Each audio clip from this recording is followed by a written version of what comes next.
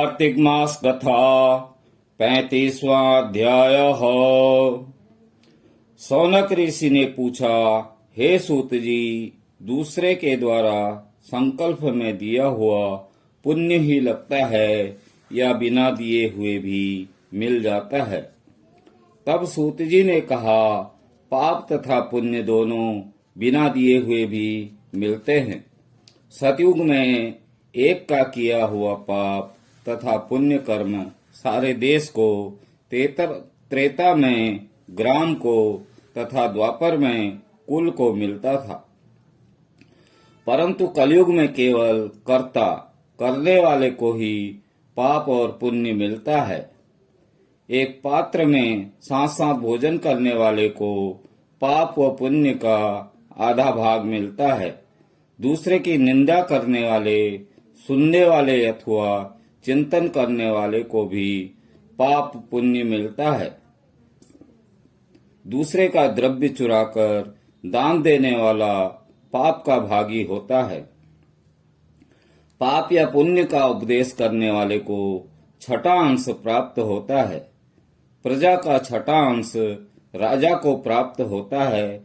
इसी प्रकार शिष्य से गुरु, पिता से पुत्र तथा स्त्री से पति भी छठा अंश पाते हैं। परंतु स्त्री पति का आधा पुण्य पाती है। इस प्रकार बिना दिए हुए भी एक दूसरे को पाप तथा पुण्य की प्राप्ति होती है। इस संबंध में अत्यंत पुण्य देने वाला एक प्राचीन इतिहास सुनो। एक समय उज्जैनी नामक नगरी में धनेश्वर नाम का ब्राह्मणोचित कर्मों से रहित, जुआरी, मदिरा पीने वाला, वैश्यागामी, रसकमल तथा खाल बेचने वाला अत्यंत पापी ब्राह्मण रहता था।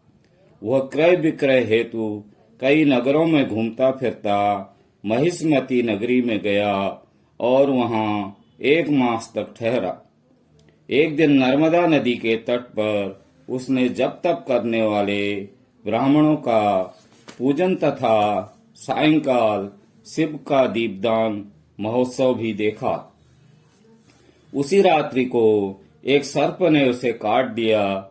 तब कुछ मनुष्यों ने उसके मुख में तुलसी दल तथा नर्मदा का जल डाला। इसके पश्चात उसकी मृत्यु हो गई और यमदूत उसे मारते पीटते हुए यमराज के पास ले गए।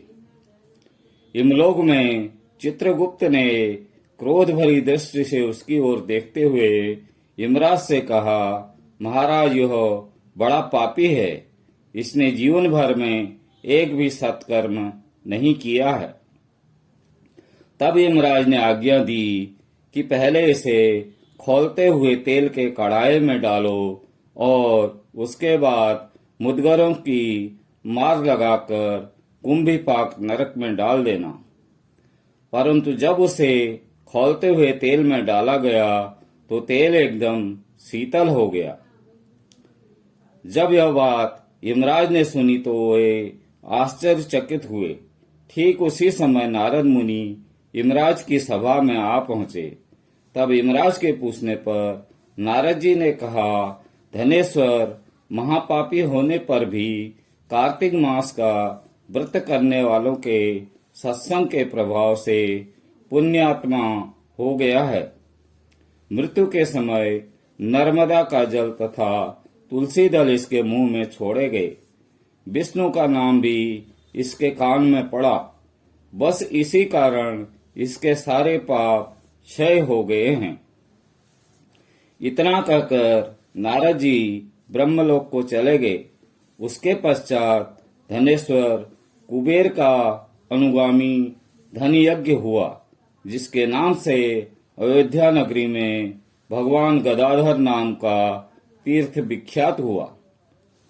सूत जी ने अंत में कहा, हे ऋषियों, किसी इच्छा अथवा लालच से किया गया पाप गीला तथा कामना रहित पाप सूखा कहा जाता है। इस कार्तिक मास के व्रत के प्रभाव से मनुष्य द्वारा किए गए गीले तथा सूखे अर्थात सभी पाप नष्ट हो जाते हैं।